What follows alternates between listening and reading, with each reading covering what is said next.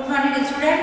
आज हम अपने सोशल साइंस में पुस्तकालय संसाधनों के प्रयोग के बारे में चर्चा करेंगे। पुस्तकालय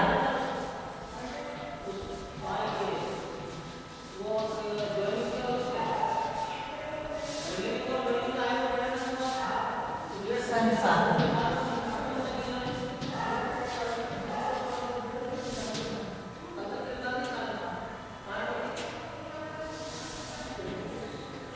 माना जाता है कि किसी भी विद्यालय में बालकों के चरित्र निर्माण तथा चरित्र के विकास के लिए पुस्तकालय संसाधन का बहुत अधिक महत्व है। यानी शैक्षिक कार्यक्रम की गुणवत्ता की दृष्टि से शैक्षिक कार्यक्रम बालकों की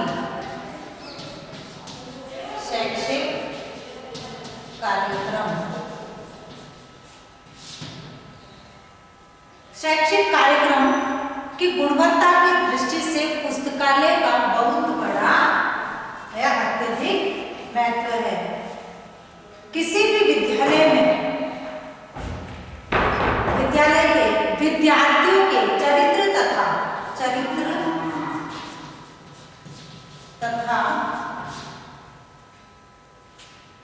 शैक्षिक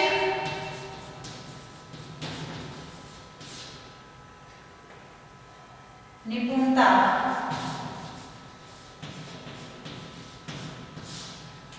तथा मापदंड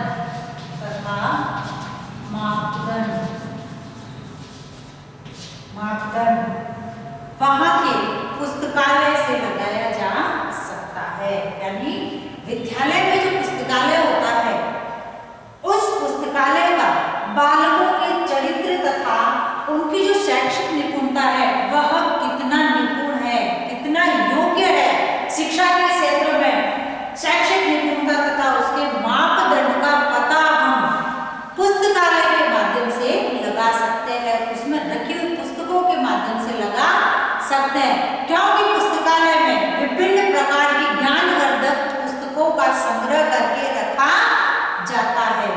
इसलिए बालकों को जब बालक पुस्तकालय में जाकर उनका अध्ययन करते हैं तो उनके अध्ययन से विद्यार्थियों की जो शैक्षिक स्थिति है, जो शैक्षिक निपुणता है और उनका जो चरित्र विकास है, चरित्र निर्माण है, इसके माध्यम से संभव होता है। यह माना जाता है कि विद्यालय में यह माना जाता है कि वास्तव में विद्यालय का जो प्रधानाध्यापक होता है, प्रधानाध्यापक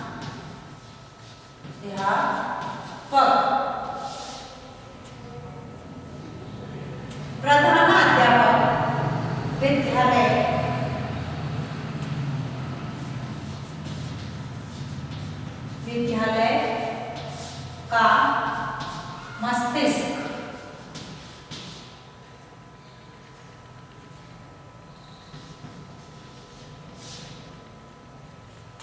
फिर वहां के कर्मचारी अध्यापक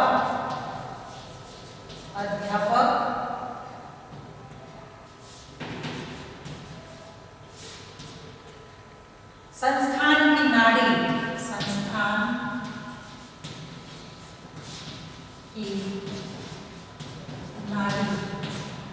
और पुस्तकालय, विद्यालय में जो पुस्तकालय होता है, पुस्तकालय उसका हृदय है। इसका विद्यालय का हृदय है।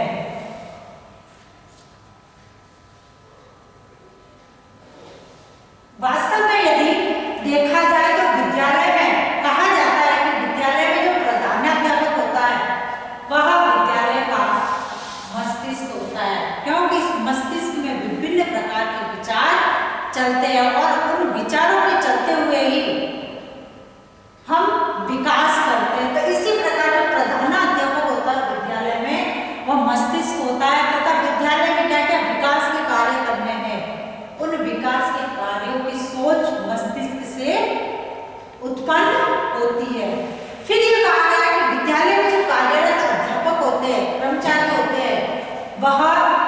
उस संस्थान की नाड़ियां, नर्व्स, नसें ये होती है। जिस प्रकार से हमारे शरीर में, हमारे शरीर का कंट्रोल हमारे मस्तिष्क पर होता है, उसी प्रकार से विद्यालय का कंट्रोल किसको होता है? प्रधानाध्यापक। इसलिए इसको मस्तिष्क कहा है। जिस प्रकार से हमारे शरीर में कई नाड़ियां, कई नसें होती है जो विभिन्न प्रकार के कार्य करती है, उसी प्रकार से यहाँ के जो अध्यापक होते हैं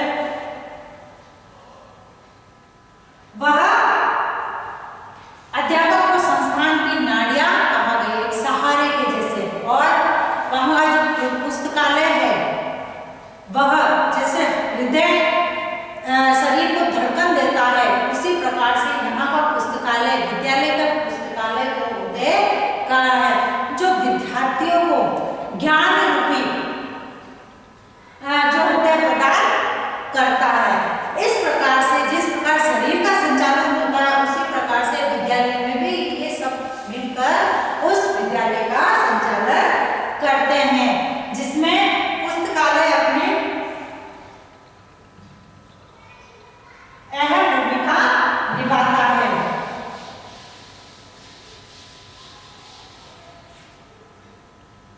पुस्तकालय नवीन ज्ञान का केंद्र होता है। क्योंकि नवीन ज्ञान का केंद्र इसलिए कहा है क्योंकि इसमें विभिन्न प्रकार की ज्ञानवर्धक पुस्तकें, साहित्य और विभिन्न प्रकार की पुस्तकों का संग्रह, पत्रिकाएं, इस प्रकार जो है ज्ञानवर्धक पुस्तकें, पत्र पत्रिकाएं रखी जाती है। इसलिए नवीन ज्ञान का संग्रह पुस्तकालय को कहा जाता है। अतः पुस्तकालय को विद्यालय का सबसे महत्वपूर्ण अंग माना गया है। पुस्तकालय विद्यालय की बौद्धिक प्रयोगशाला, बौद्धिक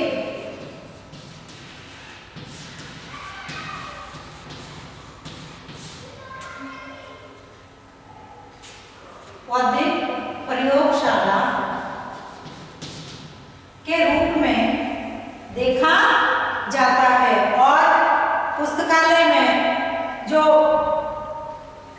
बौद्धिक एवं साहित्य अभिवृद्धि का एक केंद्र माना जाता है, क्योंकि इसमें विद्यार्थी जाकर अध्ययन करते हैं, विभिन्न प्रकार की पुस्तकें पढ़ते हैं, इसलिए इसको एक अध्ययन का केंद्र माना है। प्रसिद्ध विद्वान कार्लाइल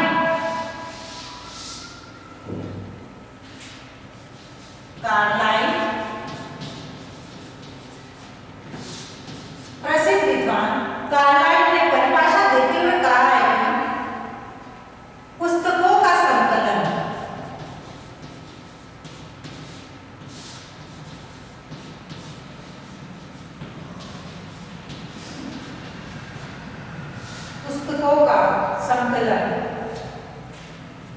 आज के युग का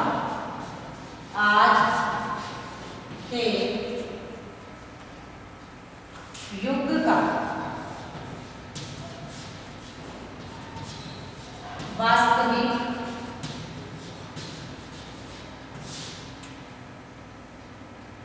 विद्यालय है।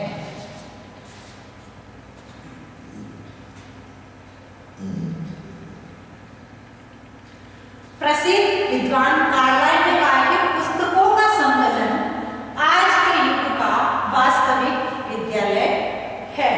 यानी पुस्तकालय में जो पुस्तकों का संकलन होता है वह वर्तमान समय को देखते हुए आज के युग का वास्तविक विद्यालय माना है, क्योंकि पुस्तकालय में हम नवीन ज्ञान का अर्जन करते हैं। हमारे जो अतीत में घटी घटनाएं हैं, उस अतीत में घटी घटनाओं की जानकारी हमें पुस्तकालय के माध्यम से प्राप्त होती है। उसमें पढ़े साहित्य जब हम पढ़ते हैं, उन साहित्यों के माध्यम से हमें प्राचीन काल से अवगत होते हैं, पौराणिक कथाओं से अवगत होते हैं, और वर्तमान समय में जो स्थिति है उससे अवगत होते हैं। तो यानी पुस्तकालय जो है वो नवीन ज्ञान का भंडार होते हुए अपने आप में एक वास्तविक विद्यालय है।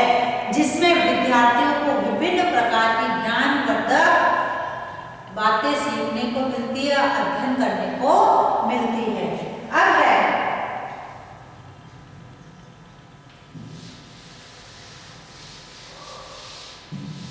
पुस्तकालय का उद्देश्य। अब विद्यालय में जब पुस्तकालय स्थापित करते हैं उसके उद्देश्य, सबसे पहला बालकों में पढ़ने व स्वाध्ययन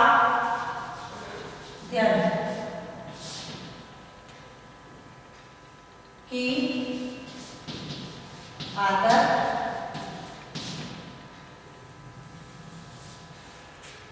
का निर्माण करना,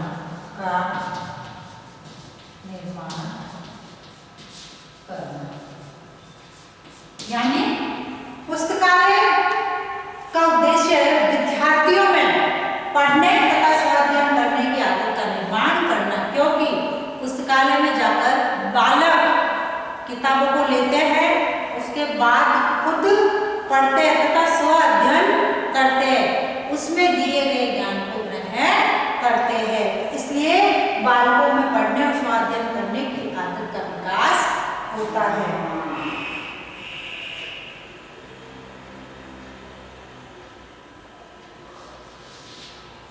विद्यार्थियों के लिए विविध साहित्य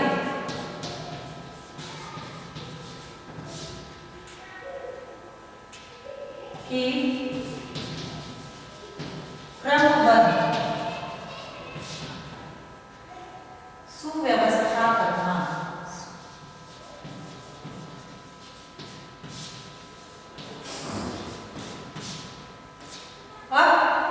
विद्यार्थियों के लिए विविध साहित्य की क्रमबद्ध सुव्यवस्था करना, चाहे हिंदी से संबंधित ले लो, चाहे विज्ञान से संबंधित ले लो, चाहे इतिहास से संबंधित ले लो, या फिर अन्य किसी सब्जेक्ट से संबंधित ले लो।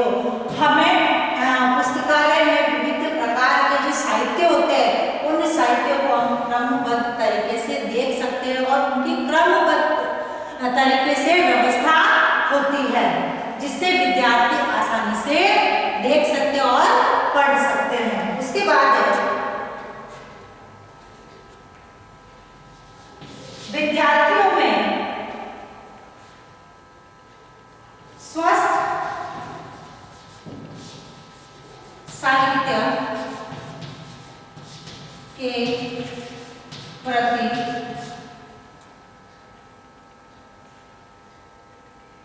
रुचि जागृत करना,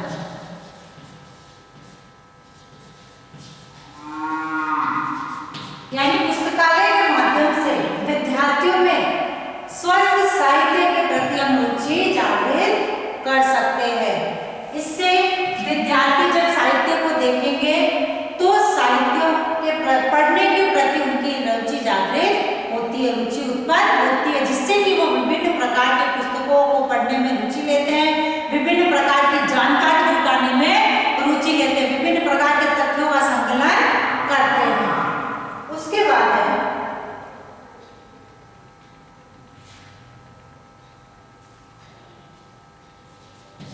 छात्रों के ज्ञान को व्यापक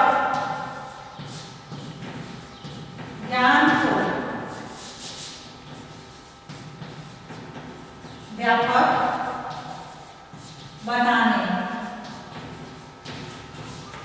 के साधन जुटाना, यानी विद्यार्थियों के ज्ञान को व्यापक बड़े रूप में विस्तारित करने के साधन जो है वह हम पुस्तकालय से जुटा सकते हैं, क्योंकि पुस्तकालय में विभिन्न प्रकार के तथ्यों को लेकर पुस्तकें संकलित होती है, इकट्ठी होती है। इसलिए हमारे ज्ञान को विस्तारित रूप में करने के लिए, बालकों के ज्ञान को व्यापक रूप में विस्तारित रूप से करने के लिए साधन जुटाए जाते हैं। उसके बाद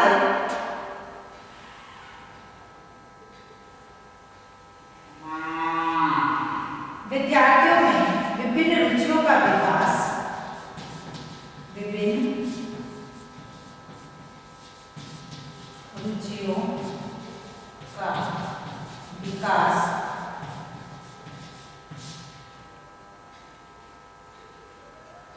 और बौद्धिक क्षमता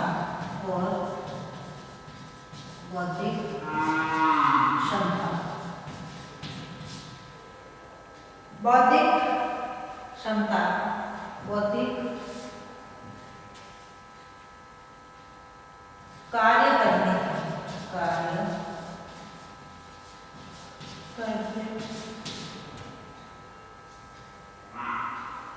की क्षमता उत्पन्न करना, यानी विद्यार्थियों के लिए विभिन्न प्रकार की उनकी रुचियों के विकास के लिए विकास से संबंधित और बौद्धिक कार्य करने की क्षमता का विकास पुस्तकालय के माध्यम से किया जा सकता है। फिर है क्योंकि पुस्तकालय में विभिन्न प्रकार की, चाहे खेल से संबंधित ले लो, मनोरंजन से संबंधित ले लो, इन पुस्तकों को जब पढ़ते हैं विद्यार्थी तो उनकी जो रुचियां होती है उन रुचियों का विकास होता है और बौद्धिक रूप से कार्य करने की क्षमता का उनमें विकास होता है।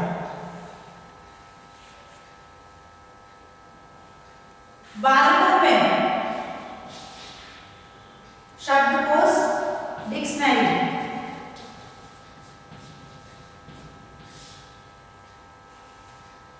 संदर्भ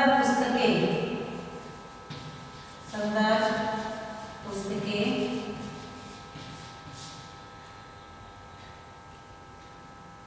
पुस्तकों आदि का उचित प्रयोग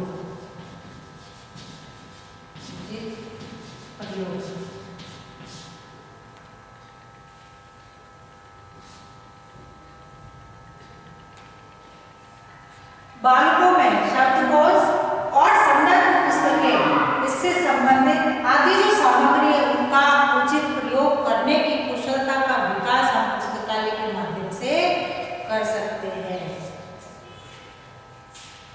क्योंकि पुस्तकालय में विभिन्न प्रकार की एक मैटर को लेकर उससे संबंधित कई ऐसी संदर्भ पुस्तकें होती है, डिक्शनरी होती है, शब्दकोश होता है, जिससे कि हम हमारी समस्याओं का समाधान कर सकते हैं। उसके बाद है शिक्षकों के लिए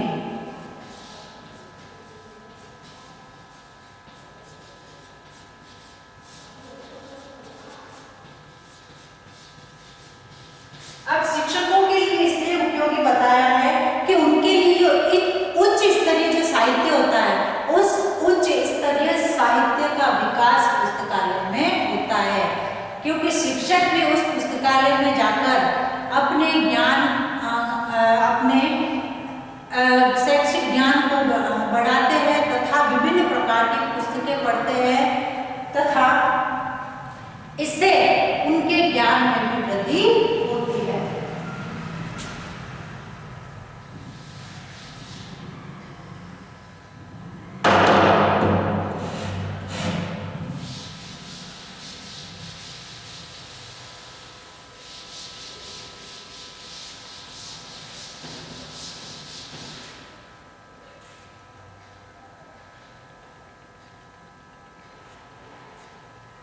फिर है बालकों में सहयोगी दृष्टिकोण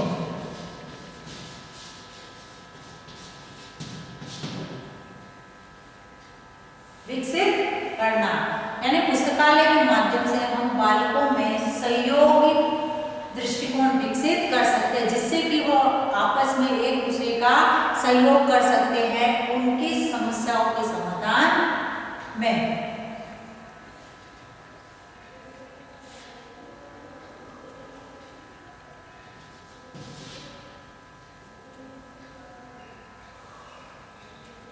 उसके बाद बालकों को अपने नागरिक दायित्व, उनके क्या क्या दायित्व है, नागरिक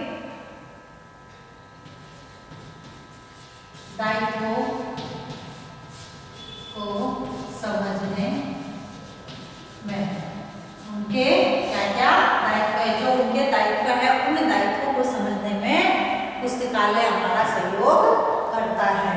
उसके बाद है, इसके माध्यम से छात्रों में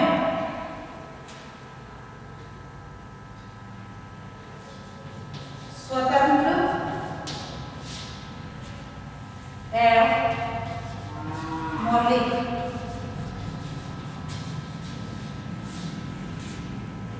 चिंतन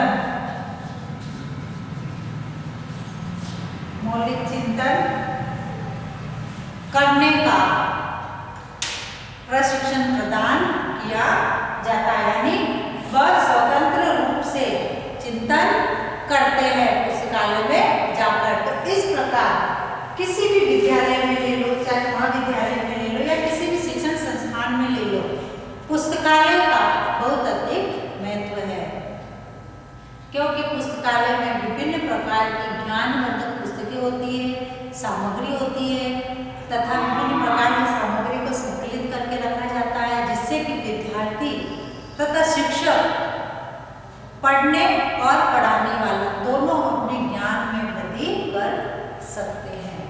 अब आज का आपका गृह कार्य,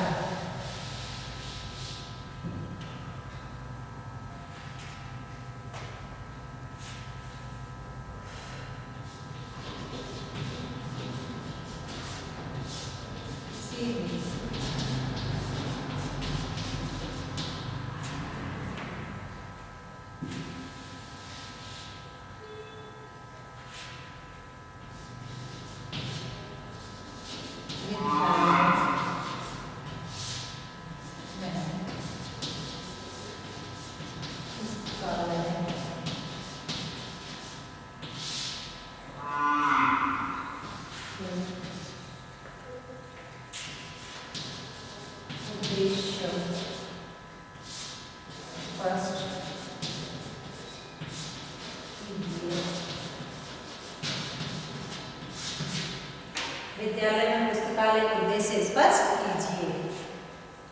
अब एक विशेष बात, जैसे कि हम सभी जानते हैं कि कोरोना चल रहा है, तथा इससे बचाव हेतु हमें कुछ छोटे छोटे उपाय करने हैं और इन उपायों द्वारा हम इस कोरोना जैसी भयंकर महामारी से निजात पा सकते हैं। जैसे हाथों को सैनिटाइज करना, मुंह पर मास्क लगाना, सोशल डिस्टेंस का ध्यान रखना तथा बार बार हाथों को साबुन से धोना।